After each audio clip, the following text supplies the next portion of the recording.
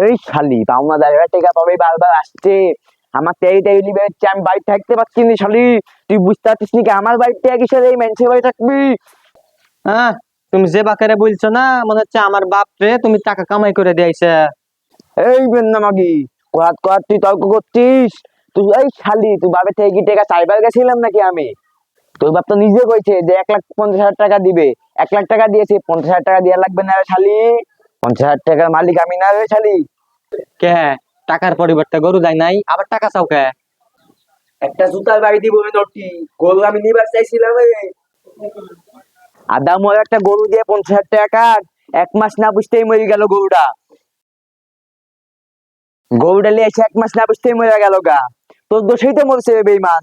তোর মা আবার গ্রামে গ্রামে ছুঁড়ে বেড়াচ্ছে যে লাতি গরু দিলাম, আবার টাকা কাট দিচ্ছে 50,000 টাকা। হ্যাঁ, ফাজলামি করে নাকি? আর আমি টাকা বের করে দোকানে মাল তুলতে পারছি না শালি, তুই বুঝিস না? এখন ব্যবসার সময়, এখন বুঝিস না এখন কি ব্যবসা হবে?